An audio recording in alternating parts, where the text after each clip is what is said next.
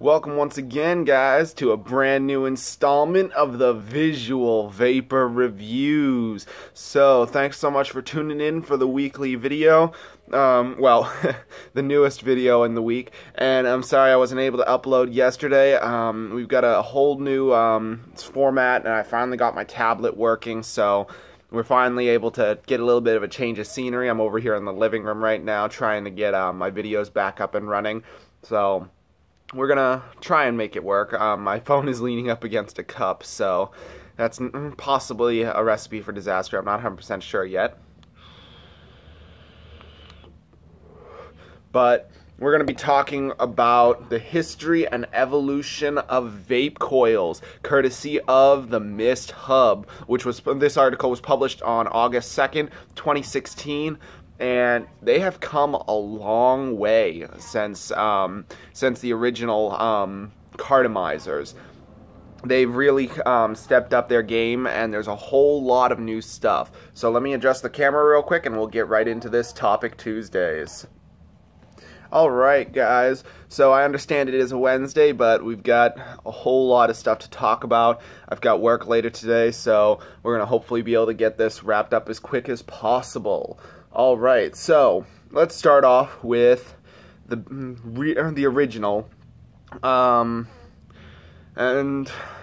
probably work our way down the article. I'm going to read the article, and then I'll voice my thoughts and opinions on it, possibly in between the article, and mostly at the end. So we'll get right into it. I've got my tablet right off to the side, so if you see me looking off to the side, I am reading it.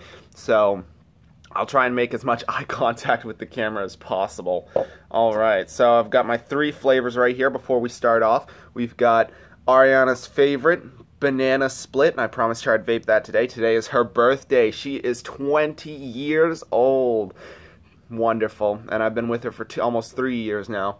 So we've got Banana Split, her favorite. I just made a huge pickup, so I got 10 bottles of this stuff.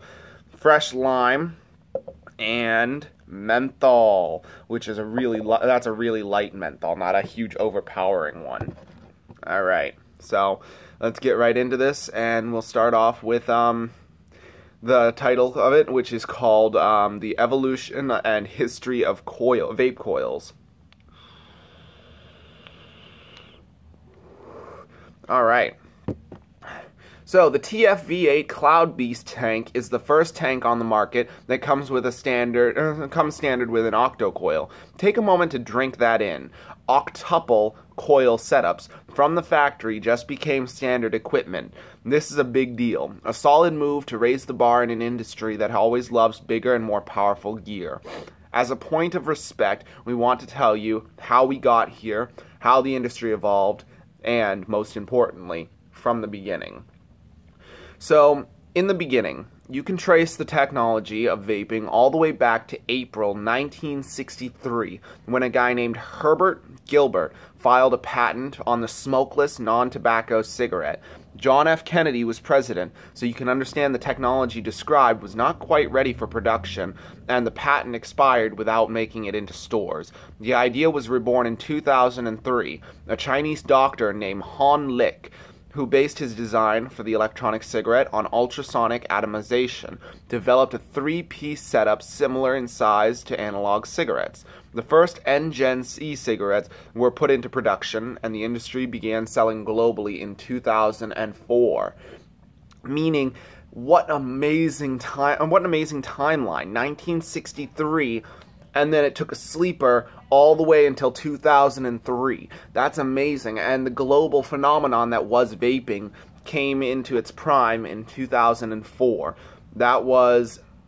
I was probably, let's see, 99, 2001, 2, 3, 4. I was 5 years old at the time. My baby brother Joshua had just been born.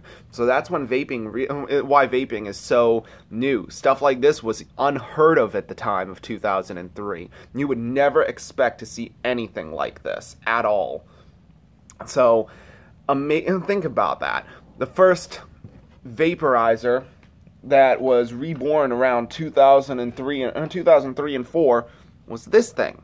A little cartomizer e-cigarette. Really simple in design, really easy to use. and it gives off just enough vapor similar to a cigarette. Kind of amazing that something like that became this. So we'll get into more of that in just a second. So it's pretty self-explanatory how much it's evolved since then, from the e-cigarettes to these things. Really amazing.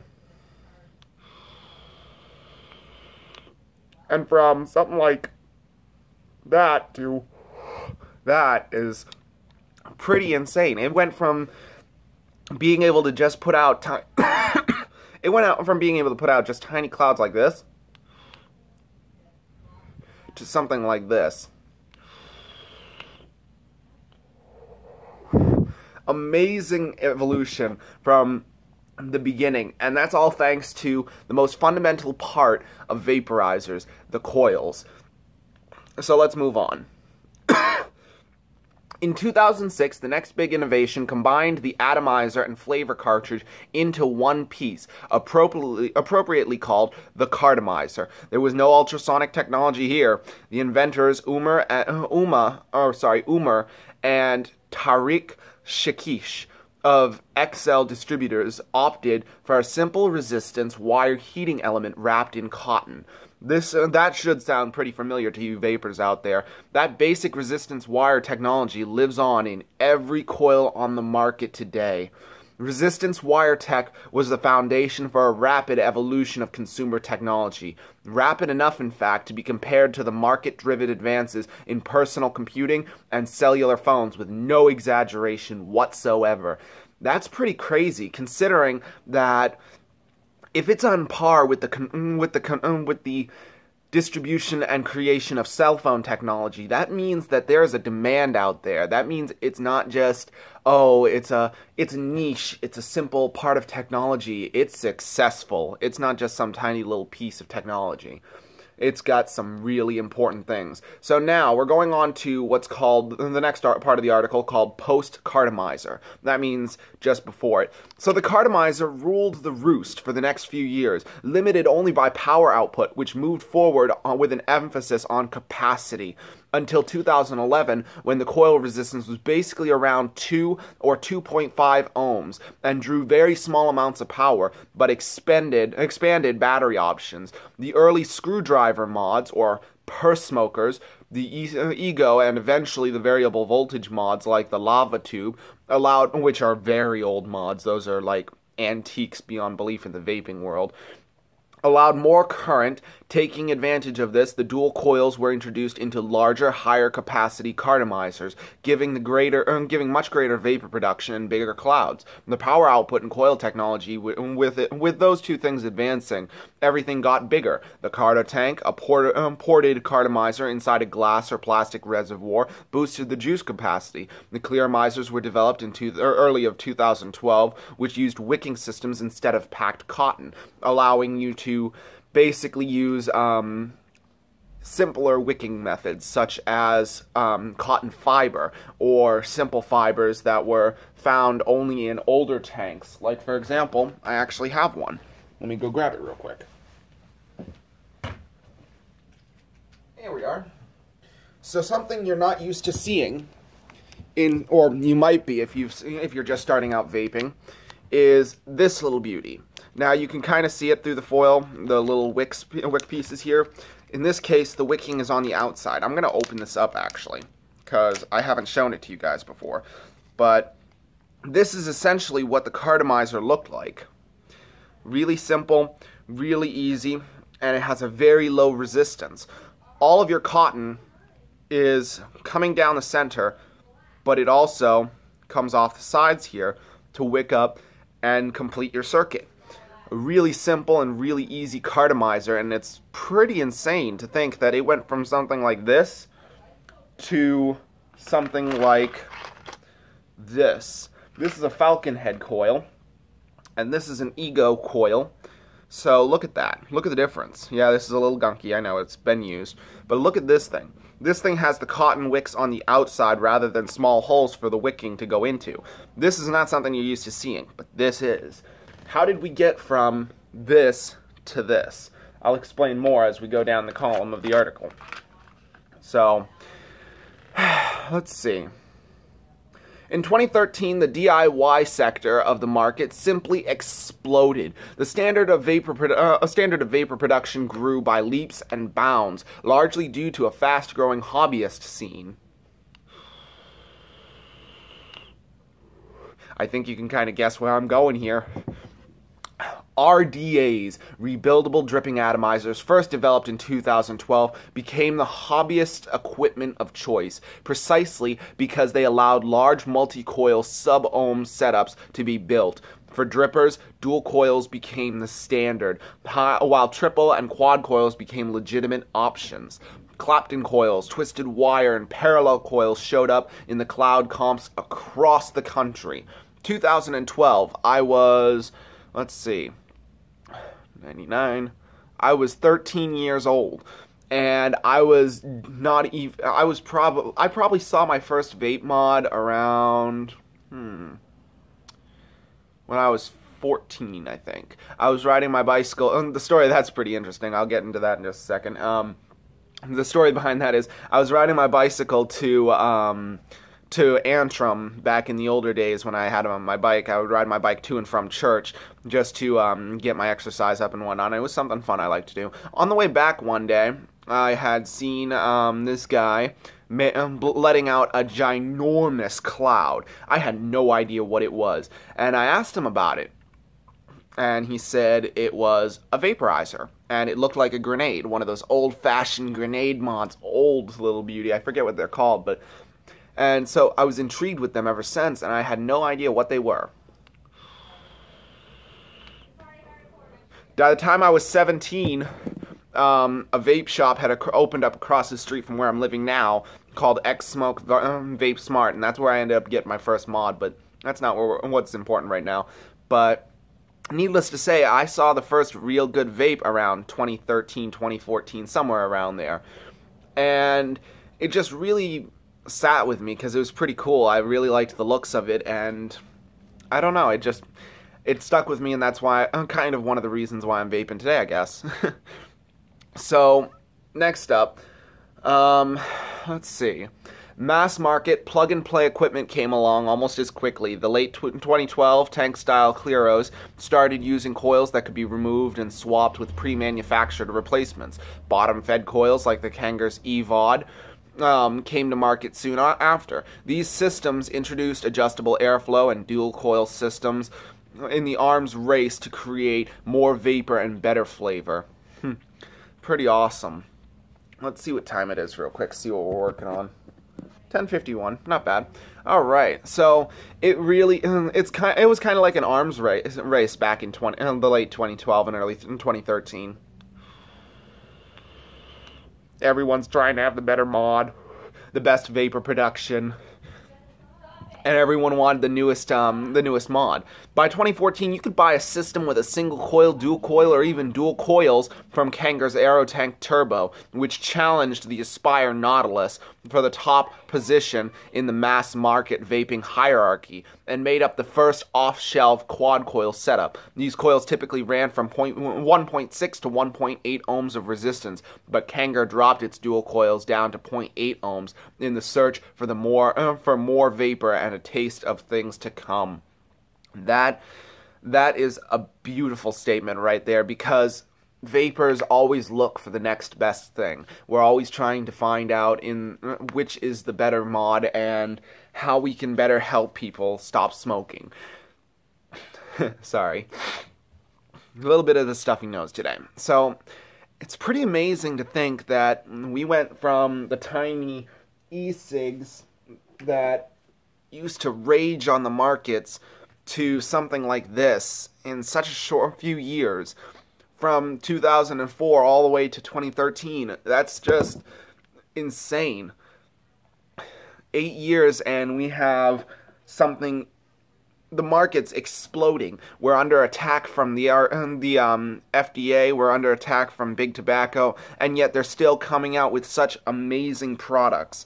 I'm just in awe of it, personally. So, next up, the next topic we're going to be getting to in just a little bit is the Atlantis arrives. This is also a part of the same topic of history and evolution of vape coils, but I'll show you the topic on video real quick, what I'm reading, so you guys can see. So that's the topic I'm reading from, and that's the Aspire Atlantis tank. I don't know how well you guys can see that, but that tank right there, that was the genesis of the best tanks. They were the beginning, the alma mater, so to speak, of amazing tanks with removable, interchangeable drip tips, adjustable airflow, the best of flavor at the time, and we've come such a long way in terms of tanks like that. So why don't we start off this topic in this next part of the topic with the Atlantis arrives, and when we're finished with the topic, we'll try out Ari's new favorite flavor.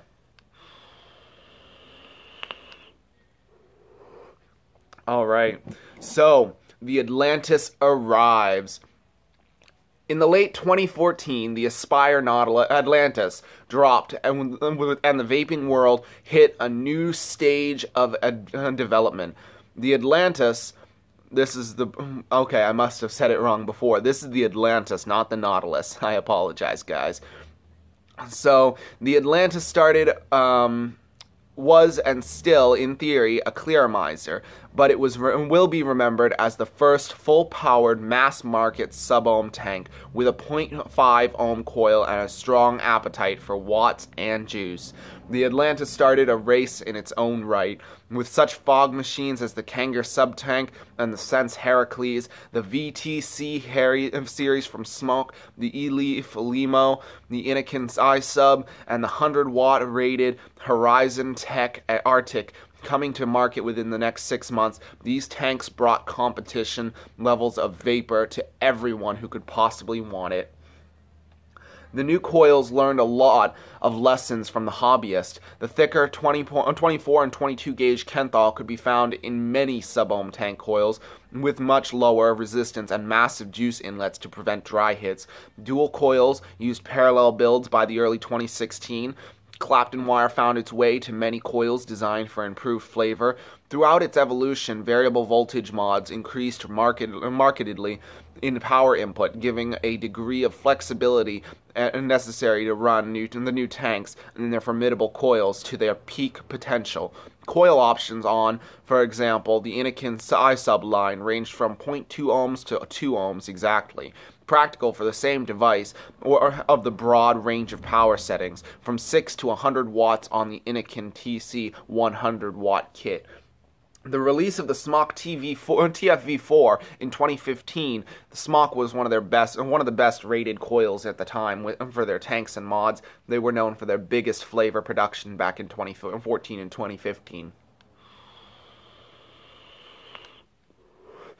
Sorry, got a little off topic. So the release of the TFV4 by Smock in 2015 introduced radical new coil designs that took advantage of large size of the coil casing, including triple coils arranged in a triangular pattern, quad coils arranged in parallel, sextuple coils, and eventually the outrageous Clapton octo coil with its 180 watt power handling ability. Today, the new TFV8's octa-coil can handle a whopping 260 watts, and your typical DJ's fog machine envies their production all the way.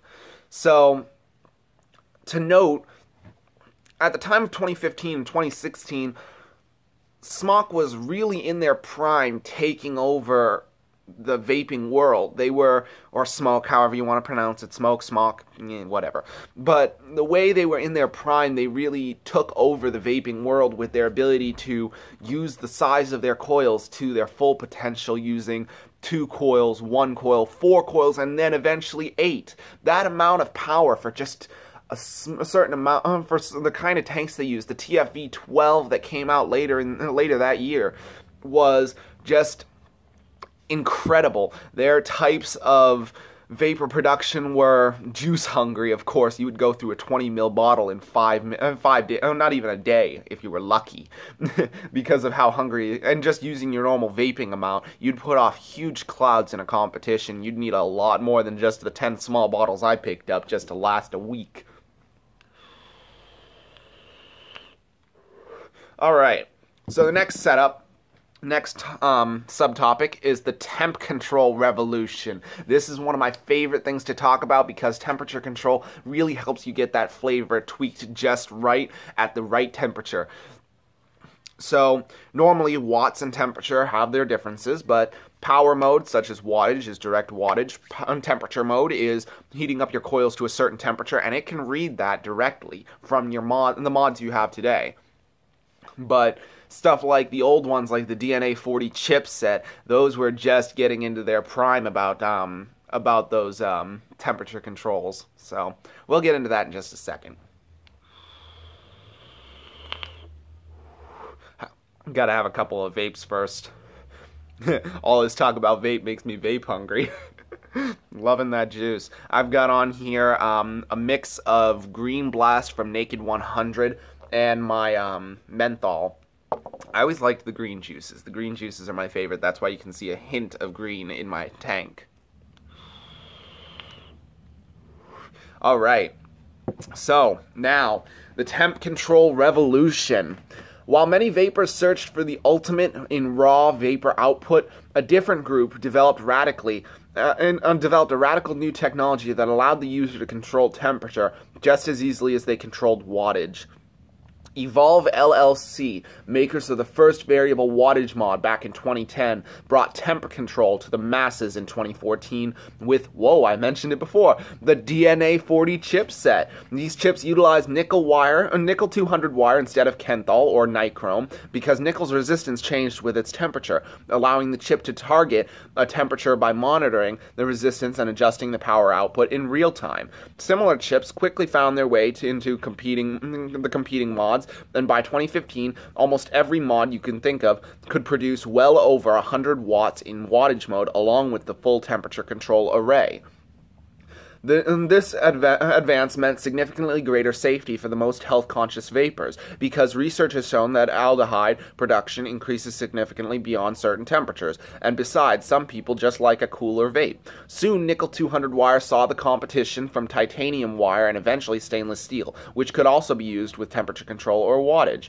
Each of these materials has gained their own following, so even as a major vapor, sub-ohm tanks could have become normal. Their manufacturers have also furthered their usefulness by offering temperature control coils in at least one of these materials, giving vapors a degree of options and flexibility unheard of just a couple years ago. The FDA deeming regulations again use February 2007 as their cutoff year. Everything's developed since then must undergo a testing process which promises to be expensive, drawn out, and difficult to pass, with every piece of interchangeable equipment needing to be workable and safe with these used in every piece available.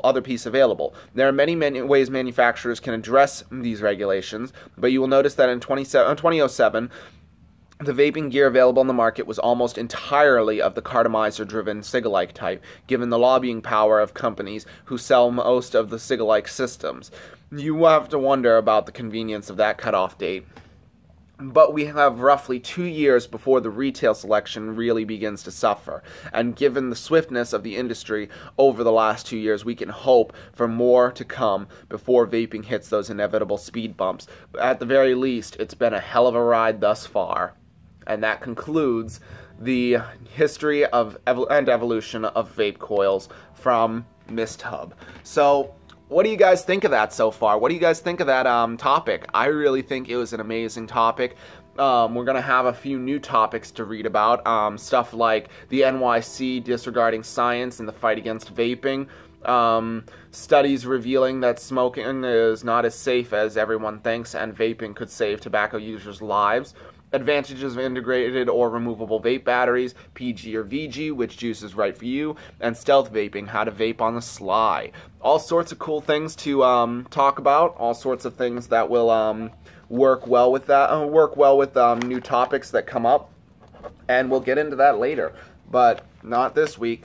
And this is just a makeup for yesterday's video that we couldn't do. So I really think that topic had a lot to say about the evolution of vaping and their coils and how they've come to really cater to even the most safety-prone vapors. they're looking to provide the safest and the most effective way to help you quit smoking. At the same time, they're also giving you what you weren't expecting, in that they're trying to help you make informed decisions in even the least expected ways. So I just think it's really special like that. So whatever you guys think, leave your comments down in the crotch box. Any questions you may have for me as well, I'll be more than happy to answer them. And of course, always looking for new subscribers. This video will be posted on both the Visual Vapor Reviews original channel under Michael Cobb, and the current Visual Vapor Reviews channel under the same name, Visual Vapor Reviews. And you guys will be able to decide for yourselves what you guys think. And hopefully I'll leave a link to this video in my Facebook page as well, the Visual Vapor Reviews. So, not exactly sure what's going to happen, but we're going to try and get that working for you. But I'm really thankful I was able to do this video, show you guys a new topic, and big shout out to my fiance Ariana. Happy birthday, my baby girl. She is awesome. I'm so glad. I'm proud of her. She is 20 years old today, and just as beautiful, if not more so. So thanks so much for tuning in, guys. It's been a pleasure. I can't wait to do the next video tomorrow. Hopefully we'll have some new content, maybe some new flavors. And why don't we, before we go off today, we do the thing I promised, which was vaping on that that banana split flavor I said I was going to try out. So why don't we do that real quick? So we've got my banana split, 0 milligrams. So let's see what we got here. I'm gonna drip it right onto these coils because I got the tank at the bottom, but if I fill up the coils, I'll get that flavor first off. So let's try it out, guys. Let's see. Line up the dripper. There we go. Let's see what we got here. Banana split.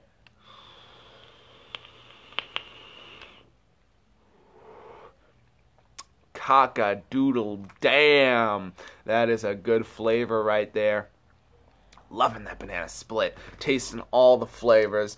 We've got the banana there at the end, we've got the chocolate and strawberry ice cream with the vanilla right on the side, and those cherries and strawberries right there. Delicious. Nice.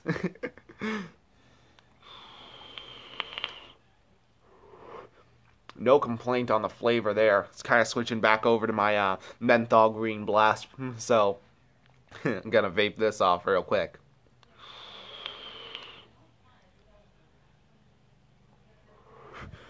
Dang.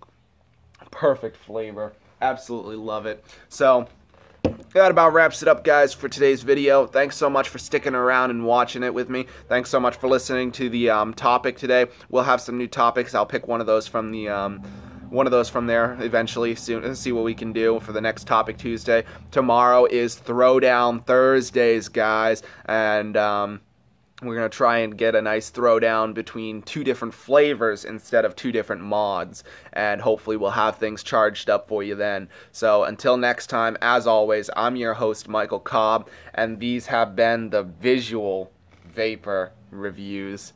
Peace, guys. Always a pleasure.